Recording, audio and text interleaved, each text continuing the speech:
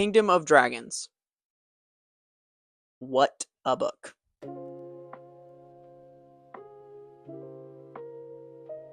Kingdom of Dragons is a recently published novel by YouTuber and author coach Jed Hearn. This will be a spoiler-free review so that you can enjoy this book yourself, because quite frankly, that's the only way to do this book. I mean, I don't know how you can get much better than this book as far as a Dragon Rider Academy book goes.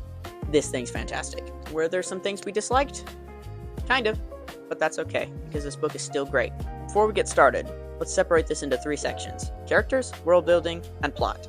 Kingdom of Dragons is very unique when it comes to its characters. It follows 2 main protagonists, and across the chapters, it changes POVs constantly, which I felt like it would honestly be a little chaotic and a little hard to follow, but it was actually very, very endearing, and I really enjoyed it. The 2 main characters are Zora and Rovan. Just a disclaimer, we are going to be talking about the names of the characters, but we're not going to be talking about the overall plot. A few other characters involve Dapple and Gleam, the 2's dragons. Dapple belongs to Zora, and Gleam belongs to Rovan. I love Gleam. Nice job, Mr. Hearn. A few more human characters involve characters like Bly, Emlyn, Milorad, Odlin, love Odlin, Commander Strike, Eridan, who may be the villain, kind of, sort of. I don't really know. I think he's the villain. This book definitely makes you want to pick side. Let's talk about Rovan. Rovan is, I believe, the main and central protagonist / kind of antagonist of this story, and I love him, but also kind of hate him. I have a love-hate relationship with this guy. Rovan is very strong, determined, and brave. I really admire that about him. He is also very smart, but also conflicted, because in this particular story, spoiler, he is a spy infiltrating the Dragon Rider Academy on the floating island of Elysium. And he is very conflicted as he connects with his other riders and even the dragons themselves. But at the end of the day, his whole mission is to destroy them from within. And I really like seeing how he deals with it and how he tries to rationalize his decisions and all of these other things. He has to do these absolutely horrible things to other people. But at the end of the day, he is still strong in his convictions and is very determined to bring peace back to Dursine and Elatia, the 2 main cities. The 2 main nations. His dragon is named Gleam. She is a large fire-class dragon, and she is the best. We love Gleam. Absolutely love Gleam. She's a queen. Now let's talk about Zora. I really liked Zora. She was a great female lead. And she's not just a female lead.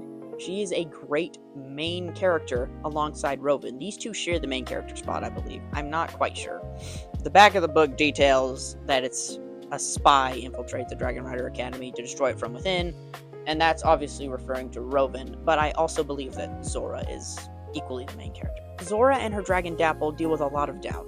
They are the smallest and probably the least experienced when it comes to Dragon Rider things. I don't even know what you call it. Dragon Rider skills.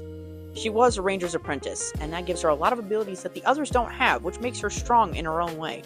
But she is definitely lacking when it comes to those skills, but she doesn't let that stop her. She constantly is looking for a way to prove herself and be the best she can be for Dapple, for Rovan, and for the other Dragon Riders, and her fellow cadets. All in all, Zora, we love you. Then there's Dapple, Zora's dragon. I'm trying to talk about Dapple without spoilers, because Dapple's whole thing is he's a massive spoiler in this book. He is a very central figure and a very central plot point. But to summarize, he is supposed to be born with powers. There are 4 classes of dragon. There's fire, ice, gas, and water.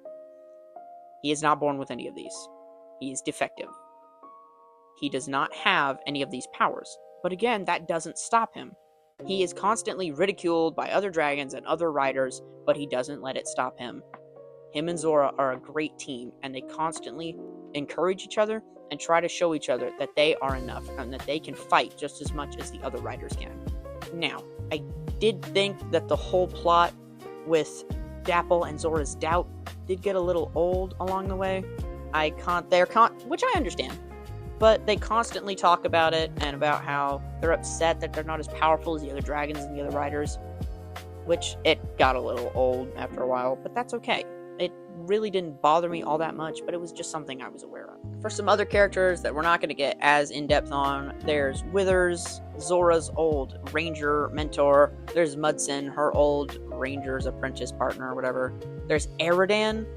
Hate that guy, I guess. I don't really know how to feel about him. He's a Sun Warden, and he is connected to Rowan. There is Bly, one of the other cadets. Everyone that I name from now on is going to be part of the Cadet Corps. There is Emlyn, Bly, Audlin, Milorad, Edai, and then there's one more. I can't ever remember their name. They're not quite that important. If I tried to detail every cadet's dragon, we'd be here forever. And it honestly was a little hard to keep up with them all, but that's okay. I still enjoyed all the dragons. All in all, the characters in this book are very, very high points. First of all, I love Audlin.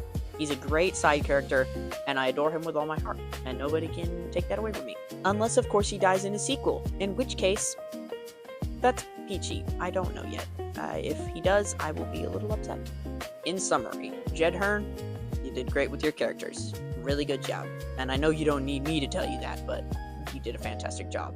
I enjoyed them all quite well. Even the villains, I hated them so much that I loved them. It was perfect. Now let's talk about some world building. The world building in this book was definitely a high point. First of all, it takes place in the world of Alacia. Actually, no, there's one connected world, but it takes place between two nations, the nation of Alacia and the nation of Dursine. Alacia is ruled by the Queen of Rascara. She's pretty cool, not gonna lie.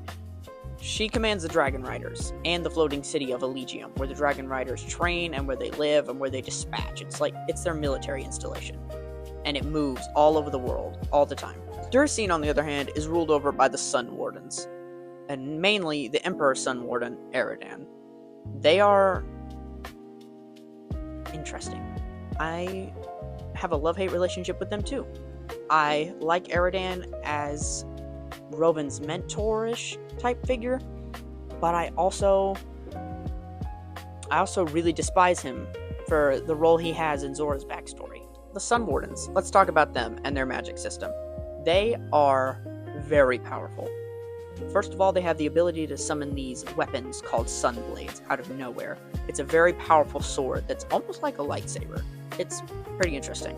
They also have the ability to shoot beams of light from their eyes that will just absolutely melt somebody off the face of the planet. And they have the ability to self-heal when they look up at the sun. The sun is their power. The Sun Wardens are very powerful, but not without consequence.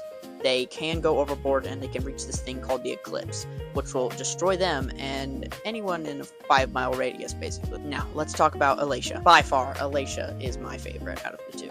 Alacia is the home of the Dragon Riders, or rather, Alacia is the nation they defend. Elysium is their home. Alacia is ruled over by the Queen of Rascara. She brokered peace alongside Headmaster Strike of the Dragon Riders with Dursine. They do not specify how it was done. They do not specify if it was done in a brutal war, or in a brutal final battle, or if it was a peace treaty. It's one of the mysteries of the book, and I find it very intriguing. Let's talk about Elysium and the dragons for a moment. Elysium is essentially a floating other world. I mean, it's where the dragons and the cadets and the other main senior dragon riders live. It's where they spend all their time. It's where they train. It's where they plan for war. All that kind of stuff. As for the dragons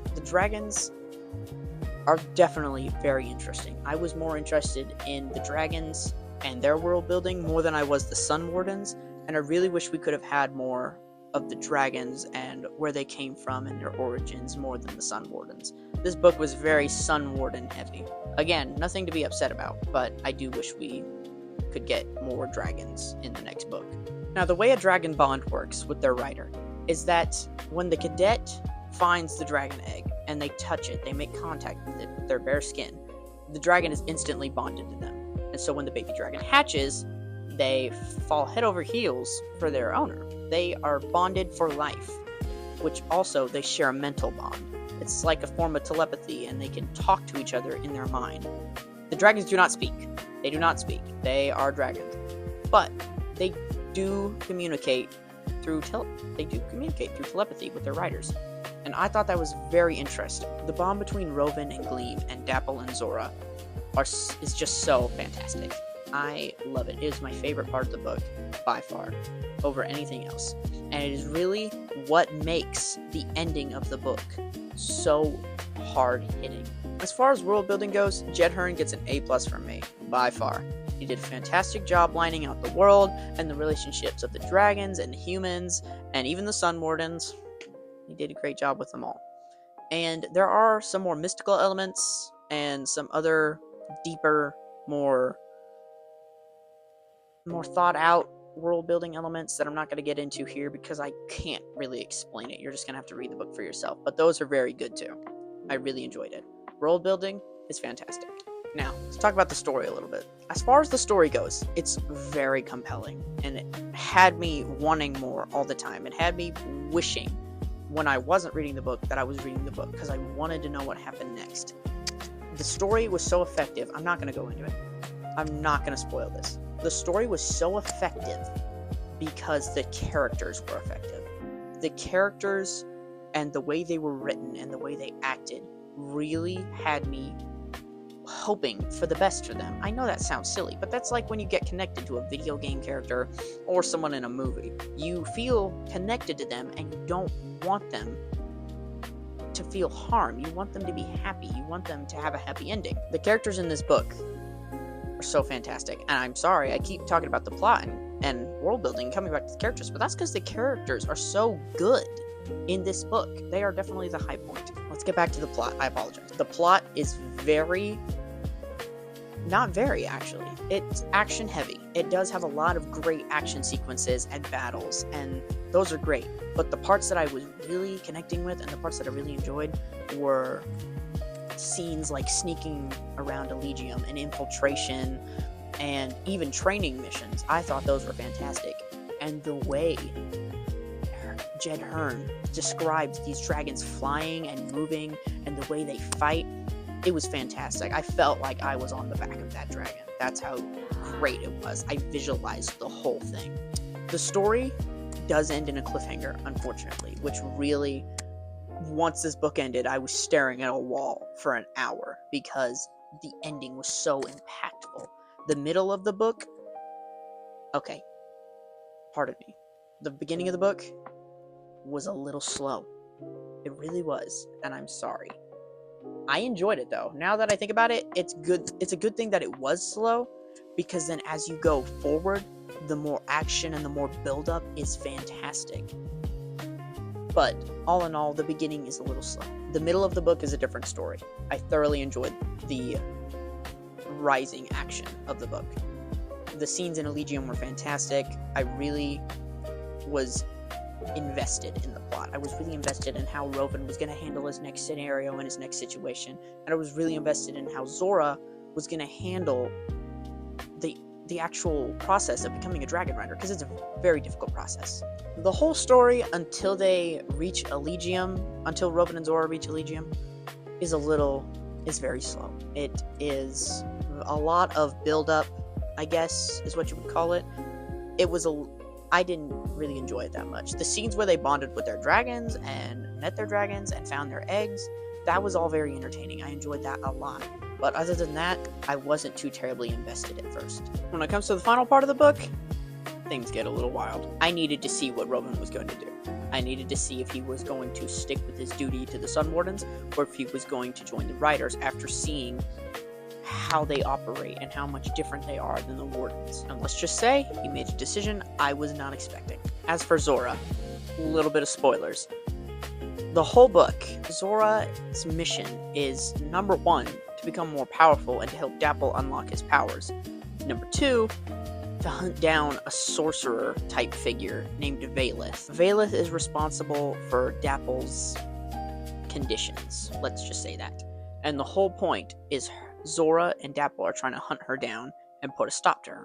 And the way they bring that plot to a head and how Zora deals with it is fantastic. It's a great final battle sort of thing.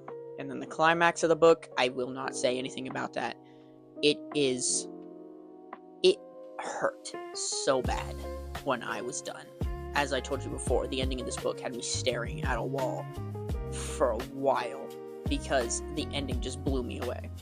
And it hurt because, the way the characters were written and how they had connected, it was terrible. It really hurt. It was a great ending, but it hurt me personally. It very much so, in a good way. I mean, there's no way that I'm not going to buy the second book after this. All in all, what do I think of Kingdom of Dragons by Jed Hern? I think it's probably one of my favorite books that I've ever read. Now, it is a thick boy. Honestly, by some people's standards, it's probably pretty long. It's the longest book I've ever read. It's about 663 pages. I would definitely recommend this book to you. A little disclaimer. There is one thing in the book that that I was a little confused by, and that honestly I don't really know how to feel about, and that if it is leaning the way that I'm thinking, I don't really necessarily agree with it. During here's a spoiler, subplot of romance for Zora and Rovan, there is one scene in there. It's nothing graphic and nothing like that. I would not have read it if it was. But it was a little strange. I don't honestly really know what happened. But it's really nothing to be upset about. It's nothing that threw me off. It's nothing that is going to stop me from rereading this book in the future. It was just a little thing that I thought was very strange. You'll probably spot it, but I didn't. I probably wouldn't spot it again if I reread it. But other than that, this book, it's a 5-star book. Most definitely a 5-star book. And I would definitely recommend you read this. He has a few other titles that he actually detailed in the back of the book. There is a role-playing game, an interactive fantasy novel. There's another book, I'm not sure about this one. It's called Fires of the Dead, Across the Broken Stars. I believe that's a sci-fi. The Thunder Heist, that's a pirate fantasy. And then there's this one right here. This is his latest one, I believe. This one and the role-playing book. That being said, this book is 5 stars, and I enjoyed it very much. And I would recommend it.